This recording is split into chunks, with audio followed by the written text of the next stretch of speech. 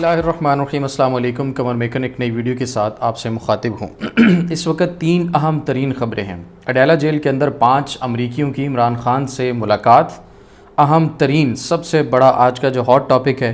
वो मुलाकात है। रात गए मुलाकात हुई है और उसका इंकशाफ हुआ है। तमाम तर तफसीलात आपके सामने रखेंगे। मुज़ाकरात और कुछ बातचीत जो है वो काफ़ी टाइम से ख़बरें थी कि चल रही हैं, मज़ीद उसमें पेशरफ्त हुई है। एक तो ये मालूमात जो हैं वो आपके सामने रखेंगे कि किन किन की मुलाकात हुई है और उस मुलाकात का मकसद जो है वो क्या था। उसके बाद अदालती महाज से इमरान खान साहब के लिए एक और बुरी ख़बर है, वो भी आपके सामने रखेंगे। इस्लामाबाद हाई कोर्ट में उनका अल-कादिर यूनिवर्सिटी ट्रस्ट केस जो है उसकी समाअत होना थी, लेकिन उसमें एक बड़ा ट्विस्ट आया, वो भी आपके सामने रखेंगे। उसके साथ साथ अगले 7 दिन सियासी और अदालती महाज पर बहुत अहम तरीन दिन साबित होने वाले हैं। 2 बड़े फ़ैसले सुप्रीम कोर्ट से भी आ सकते हैं, वो तफसीलात भी आपके सामने रखेंगे। एक तो सबसे पहले आ जाते हैं Islamabad high court Al-Qadir trust case की तरफ, जहां पर इमरान खान साहब का केस आपको याद होगा लगाया जाना था पिछले हफ्ते में, लेकिन पिछले हफ्ते में भी वो समाअत के लिए मुकर्रर ना हो सका। उससे पिछले हफ्ते पहली एक समाअत हुई थी ग़ालिबन 15 मई को, और उसमें सिर्फ़ और सिर्फ नोटिस कर दिए गए थे। अब नाज़रीन, नोटिस तो एक कार्रवाई होती है नॉर्मल, और वो नोटिस करवाने के लिए भी आपको याद होगा कि जो फ़ाइल है वो जैसे से नाम अमीन मिनाज साहब की अदालत से जैसे सरफराज डोगर साहब की अदालत तक नहीं पहुंच रही थी। जब वो पहुंची तो फिर केस फिक्स नहीं हो रहा था, और अलीमा खानम समेत बैरिस्टर सलमान अकरम राजा, न्याजुल्लाह Niazi, barrister Gauhar, Umar Ayub, Shibli Faraz, Naeem Haider Panjotha, advocate Khalid Yusuf Chaudhary, advocate Suhaib Ilyas, ये तमाम लोग वो थे जो जस्टिस डोगर साहब की अदालत में जाकर बैठ गए और कहा कि जी हमें डेट दें। और उसके बाद जस्टिस डोगर ने कहा कि अगले हफ्ते की हम आपको तारीख दे देंगे, और इमरान खान का अल-कादिर यूनिवर्सिटी जो केस है जिसमें सज़ा याफ्ता हैं इस वक्त इमरान खान साहब 14 साल सज़ा है, वो मुकर्रर कर दिया जाएगा। लेकिन बदकिस्मती से पिछले हफ्ता जो गुजर चुका है, आज इतवार है, नया हफ्ता शुरू हो चुका है, वो समाअत के लिए मुकर्रर नहीं हो सका था। लेकिन फिर बुध के रोज़ हमने देखा कि तमाम पूरे मुल्क से तहरीक इंसाफ के पार्लियामेंटेरियंस आए और इस्लामाबाद हाई कोर्ट के सामने उन्होंने धरना दिया। धरने के बाद वहाँ पर बैरिस्टर गौहर समेत कुछ रहनुमा फिर से ये तमाम लोग जो हैं वो गए जैसे डोगर के पास और कहा कि जी फिर केस फिक्स क्यों नहीं हो रहा, क्या मामला है। तो जैसे डोगर साहब ने कहा कि जी हम एज सुन एज पॉसिबल, ये जो आने वाला हफ्ता है उसमें समाअत के लिए केस जो है वो मुकर्रर कर देंगे। और फिर वकला से भी समाअत के दौरान ये कहा था कि आने वाले हफ्ते में नोटिस करने के बाद आने वाले हफ्ते में केस मुकर्रर कर देंगे। लेकिन आज नया हफ्ता शुरू हो चुका है, cause list Islamabad high court की आ चुकी है, जिसके मुताबिक इस कॉज लिस्ट में भी जो रेगुलर कॉज लिस्ट आती है, अब हो सकता है सप्लीमेंट्री में कभी शामिल किया जाए, जिसके चांसेस बहुत कम है क्योंकि एमरजेंसी बेसिस पर जो केसेस आते हैं उन्हीं को सप्लीमेंट्री कॉज लिस्ट में शामिल किया जाता है। तो जो रेगुलर कॉज लिस्ट आई है उसमें इमरान खान साहब का case Al-Qadir university trust case जो है ग़ालिबन केस नंबर 63 है बटा 25 और 64 बटा 25, क्योंकि बुशरा बीबी की भी साथ में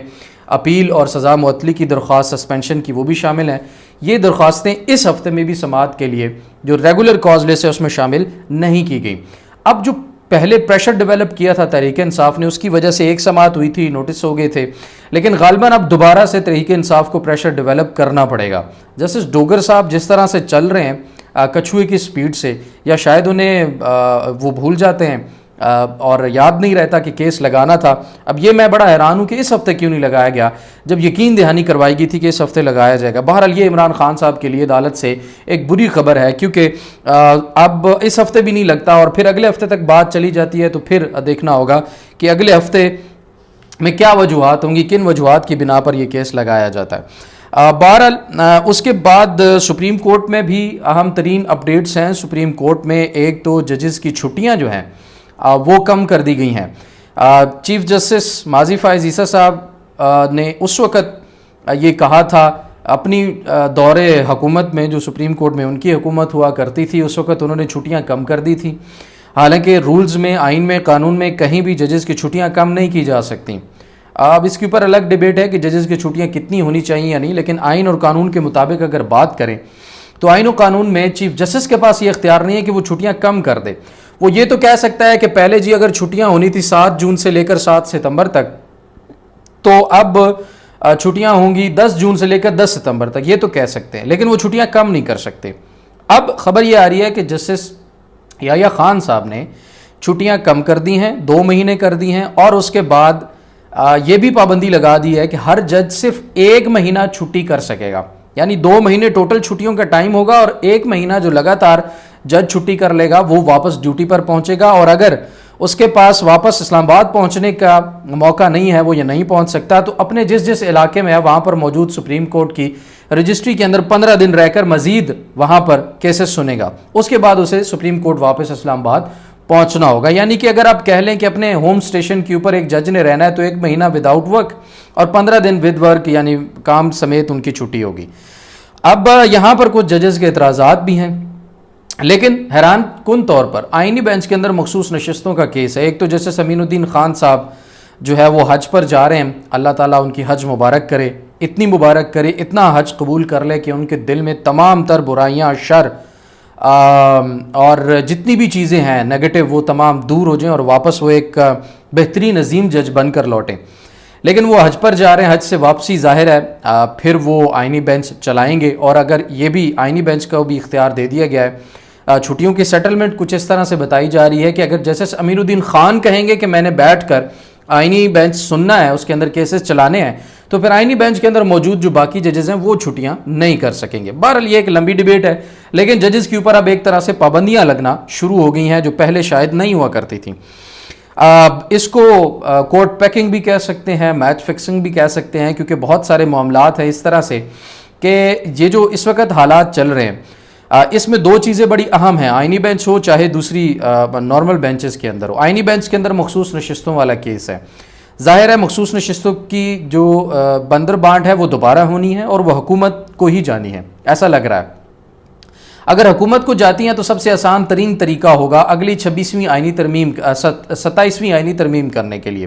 کیونکہ پہلے جو کچھ ہوتا رہا تھا وہ 26ویں آئینی ترمیم کے لیے ہوا، اور اب جو کچھ ہو رہا ہے یقیناً یہ 27ویں آئینی ترمیم کے لیے۔ اور خبر اس میں آپ کو یہ دیتے چلے کہ 27ویں آئینی ترمیم اگر مخصوص نشستوں کو حکومتی جماعتوں کو دینے کے بعد کی جا سکی تو ٹھیک ہے، اگر اس میں کوئی رکاوٹ ہوئی تو پھر 3 مہینے یا 4 مہینے کے اندر جو 9 مئی کے کیسز میں فیصلے ہوں گے وہ سامنے آنا شروع ہو جائیں گے۔ اگر وہ فیصلے آتے ہیں تو بہت سے متعدد رہنما تحریک انصاف کے 9 مئی کے مقدمات میں نامزد ہیں، وہ سزا یافتہ ہو جائیں گے، سزا یافتہ ہونے کے بعد وہ نااہل ہو جائیں گے، اور اگر وہ نااہل ہو جاتے ہیں تو پھر آپ کو پتہ ہی ہے کہ پھر ضمنی انتخابات ہوں گے، اور ضمنی انتخابات میں بڑے پیمانے پر جب لوگوں کی نااہلیوں کے بعد ضمنی انتخابات ہوں گے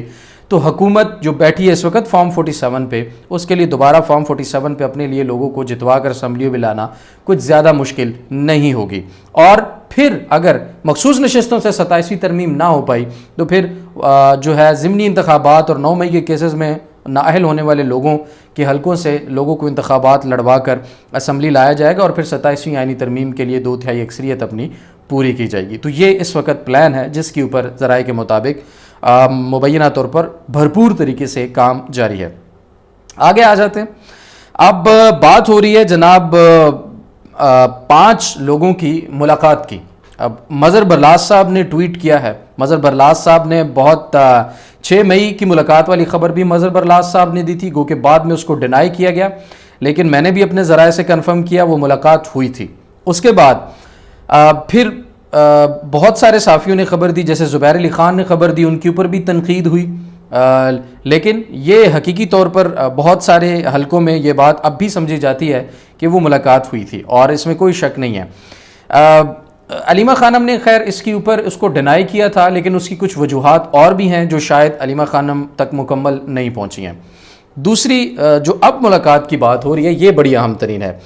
5 امریکی جو ہیں وہ ملاقات کے لیے پہنچے تھے پاکستان کے اندر گزشتہ روز، ان کی اہم ترین عہدوں پر بیٹھے شخصیات سے ملاقات ہوئی، چیزیں ڈسکس ہوئیں، اور چیزیں ڈسکس ہونے کے بعد مظہر برلاس صاحب کی ٹویٹ کے مطابق، ان کی خبر کے مطابق رات گئے پچھلے پہر عمران خان صاحب سے ان کی اڈیالہ جیل کے اندر باقاعدہ ملاقات ہوئی ہے، اور اس ملاقات کی مکمل کہانی کیا ہو سکتی ہے، کیا ہوگی، یہ دیکھیے اب اوپن سیکرٹ ہے۔ اگر 5 امریکی پہلے آتے ہیں پاکستان کے اندر اہم ترین عہدوں پر بیٹھی شخصیات سے ملاقات کرتے ہیں، اور پھر وہ عمران خان صاحب کے بھی قریب ترین سمجھے جاتے تھے، تو کہیں نہ کہیں انڈرسٹینڈنگ لیول چل رہا ہے، اور اب یہ ان کی ملاقات بہت بڑے جو ہے وہ اشارے ہیں مستقبل قریب میں۔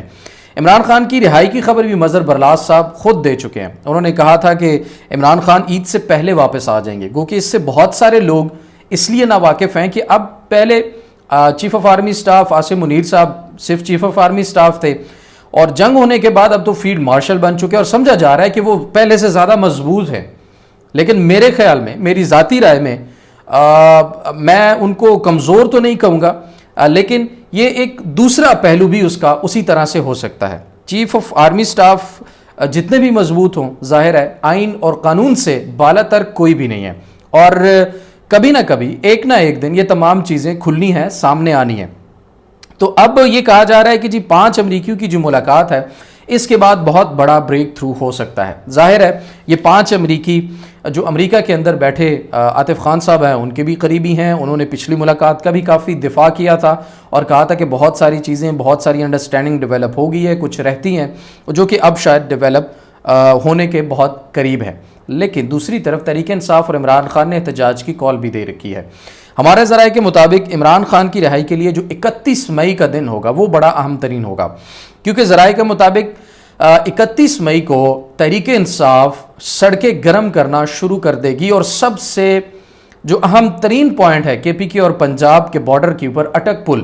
وہاں پر ایک بہت بڑا دھرنا، اجتماع، جلوس، ریلی کسی بھی صورت میں ہو سکتا ہے، اور وہاں سے ایک بہت بڑا احتجاج جو ہے وہ پھر شروع ہونے کے امکانات ہیں۔ پلاننگ جو ہے وہ فائنل کر لی گئی ہے۔ آج رات ایک اور اہم ترین تحریک انصاف کی میٹنگ ہونے جا رہی ہے، اس میٹنگ کے بعد مزید جو تفصیلات ہوں گی وہ بھی آپ کے سامنے ضرور رکھیں گے، لیکن 31 مئی کا دن جو ہے وہ کنفرم ہے کہ اس وقت یہ تحریک جو ہے عمران خان کی رہائی کے لیے، رول آف لاء کے لیے، دھاندلی کے خلاف، عدلیہ کی آزادی، 26ویں آئینی ترمیم کے خلاف، یہ تمام تر جو پوائنٹس ہوں گے جن کے اوپر ایک تحریک کا آغاز کیا جا رہا ہے، اور یہ تحریک کوئی ایسی تحریک نہیں ہوگی۔ میں نے ٹویٹ کیا تھا کہ ہوش اڑا دے گی تمام لوگوں کے، بادشاہوں کے، اور اس سے پہلے بھی میں نے ایک ٹویٹ کیا تھا کہ آئندہ آنے والی جو تحریک ہوگی وہ حکومت کے لیے ہینڈل کر پانا بہت مشکل ہو جائے گی۔ اب یہ جو تحریک ہے یہ ایسی تحریک نہیں ہوگی کہ پشاور سے ایک پورا جلسہ چلتا ہے اور اسلام آباد پہنچتا ہے ڈی چوک اور کچھ ایسا، یا لاہور سے چلتا ہے اور ڈی چوک پہنچتا ہے کچھ ایسا۔ ایسا نہیں ہوگا اس بار، ایسا اس دفعہ کچھ مختلف ہوگا، اور وہ حکومت کے لیے ہینڈل کر پانا بہت مشکل ہو جائے گا۔ سلمان اکرم راجہ صاحب سے سوال کیا گیا ایک پوڈ کاسٹ کے اندر، بھٹی صاحب نے سوال کیا کہ عمران خان کی رہائی آپ کو اسی سال نظر آ رہی ہے؟ تو انہوں نے کہا جی بالکل، ان کی اسی سال رہائی ہو سکتی ہے۔ بہرحال اس پر مزید ڈیولپمنٹس جو ہیں وہ ہو رہی ہیں، وہ بھی آپ کے ساتھ نیکسٹ ویڈیو میں ضرور شیئر کریں گے۔ اپنا اور اپنے پیاروں کا بہت سارا خیال رکھیے۔ اللہ نگہبان۔